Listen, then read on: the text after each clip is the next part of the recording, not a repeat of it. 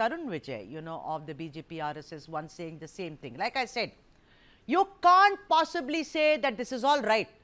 For instance, in Tamil Nadu, one minister called North Indians Pani Puri Wala. What is going on? And look at the Congress party in Karnataka, who go hammer and tongs against, BJP is sectarian, they are dividing people.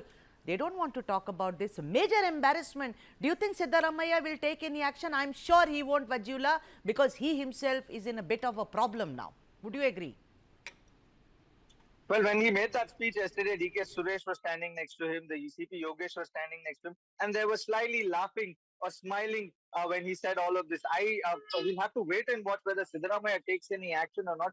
But one thing is right when you pointed this out, that if leaders only start speaking this language, then we cannot expect the government, we cannot expect normal people to behave in a right manner. They will take advantage of such language and they will use it on. But if you expect a leader coming on the street and doing justice, then you will expect normal people also to do the same thing. So I think it is more important than leaders like this should make sure that the statement should be carefully vetted, because what they are going to say is going to be heard by thousands of people. And if people on the street start calling each other Kariya and Chutta and all of these things, then you will not have a well-grown society. You will have people calling each other's name, and that's not what we want in our country.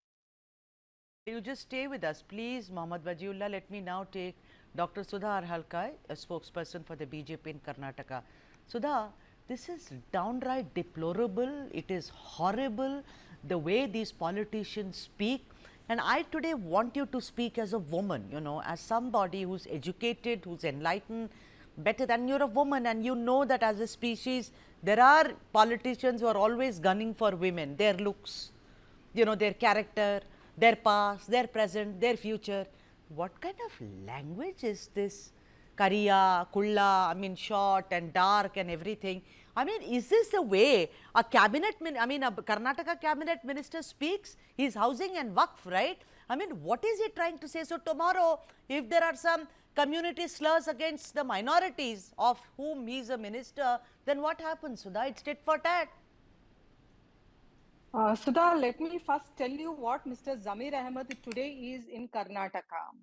He is a land grabber. He is the captain of the land jihad in Karnataka, who is grabbing all the lands of the farmers, the innocent, the annadatas over here, which we had discussed earlier also. What can you expect from this person who doesn't have a sympathy for the farmers, who wants to loot the farmers? He is one person. He is commenting on the color of Mr. Kumaraswamy. This attitude of Mr. Zameer Ahmed shows how ill-mannered he is. It shows his mentality. It shows his upbringing. It shows his culture. And this is not the first time that one of the Congress leaders is commenting on the colors. Earlier also, the so-called mentor, the advisor, and whatsoever, Mr. San Pitroda to Rahul Gandhi has also commented to the whole of the Indians. He told the South people are like Africans, the North and the West are like the Arabs, and the East are like the Chinese. You tell me, what right do they have to comment on all the Indians? I totally agree. And okay, listen, Sudha. At least with Zameer Ahmed, we can say maybe he's not as educated. But Sam Pitroda lives in America. He's a technocrat. He's the advisor. He's the advisor to Rahul Gandhi. This is how they speak. That means he's an advisor to the whole of the Congress leaders in India, Sudha. That's it. And that's the thing they're following. Yata Guru Tata Shishya. Right. So let me come back to you. Yeah, absolutely. Bajji, I want to ask you, look at this. Let's expand this, conversation. When someone calls someone black, and particularly we South Indians call each other black, I'm not saying you are fair, I'm dark, whatever, I'm just saying when we call each other, it stems from some kind of a, complex which is there. Where is Zameer Ahmed Khan from? Let the viewers know. He's from Karnataka, right? He speaks Kannada, right? Today we heard him speak Dakkani. But other than that, he's someone who's from Karnataka. Am I right? He was educated there. Well, yes, he's from Bangalore. He stands at the Chamarajpet constituency. Lovely. Look at this. Applause for Mr. Zameer Ahmed Khan.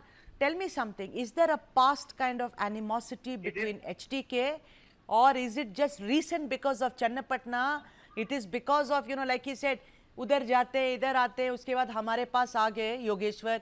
Is it only Channapatna concentric, or there is an earlier animosity between the two? Well, Sudha, it's I love you like I hate you kind of a relationship that both these people have, because I remember when the Congress and the JDS were combined force together. At that time, Zameer Ahmed had just shifted from the JDS and come to the Congress party, and it was 6 months or 8 months gap, and they had met each other at the Gandhi statue because they were protesting against the BJP government, and that is when Zameer Ahmed went with his hand folded, saying that I'm really sorry that I left your party and all of these. So we have those visuals that have played out. So they have this camaraderie, is what Zameer Ahmed is saying, because in the same press conference, he's gone on to say that I've been calling Kumaraswamy this from a very long time. We have this kind of a relationship where we call each other's names, and we've known each other for a very long time. So that is why I don't find it very wrong when I call him that, and he does not find it wrong when he calls me this. And that is why, but in politics like this, nobody is a friend, nobody is an enemy, and everything happens. And right now, because the election is happening and everybody wants to up the other person when it comes to talking, when it comes to promising, when it comes to bashing. So this is what is happening right now in Karnataka, with the bypolls just around the corner, and today being the last day. Both of them are trying their best to make sure how they can woo their voters. If Kaalia is not going to get you votes, then Kulla also can get you votes, is what they're talking all about. Let me play you out, ladies and gentlemen, the bite of Zameer Ahmed Khan yet again, and then I go to Dr. Sudha. उनकी सियासत हमारी party से छुई थी, सो कुछ ना इत्तेफाकिया को party छोड़ को बीएसपी गए, इंडिपेंडेंट ठहर करे, मजबूरन दूसरा कोई रास्ता नहीं कर को जनता दल को उनको वोट टाइम को जाना मंजूर नहीं, कई के वास्ते जनता दल को जाना मंजूर नहीं, तो बीजेपी से खतरनाक कालिया कुमारस्वामी कर को. Dr. Sudha is speaking in, Urdu, Dakhini, whatever one calls that language that is spoken in the south, in Tamil Nadu, as well as in Karnataka. Why is he speaking in that language? Do you think the constituents understand that language better than Kannada? Because if he's doing that, then he's obviously trying to influence voters in Channapatna. Definitely, Sudha. He must be in that sector of the part of Channapatna where the more of those people are assembled over there. So that's the reason he's trying to influence them with the same language. And one more thing, you had asked me, and what they're saying, we both are close. Like he calls me Kulla and I call him Kariya and all. Whatever said and done, anything within the four walls is fine when it comes when it's a personal relation, but not when they're leaders and when they are addressing the public. When they're addressing the public, a particular decorum has to be maintained. That is the law of the land, first thing. Second thing is, you had asked me about women, how difficult it is for the women when it comes to politics, and how they have to face all the comments on them regarding the character assassination and all. Sudha, I think when a woman is entering politics, she has to come up, make herself prepared that she is going to be abused with all these things, whatever said and done. So because that is one way where they can pull a woman back, so that they can't go with with her pace to run with her. So what they can do is they want to pull her leg, and with all those comments and all, so that she will be demoralized and she will step back. So that is what the woman has to face in today's scenario. But definitely, I think the women in today's scenario are much more stronger, and they're not going to bend You know to why, any of the Sudha? comments Not by only these people. stronger, I think they have more civic sense. They have more Exactly. of civility than all these men like Zameer Ahmed Khan, Exactly, etc., exactly. etc. Sorry, we don't have to prove that we are superior. We are superior.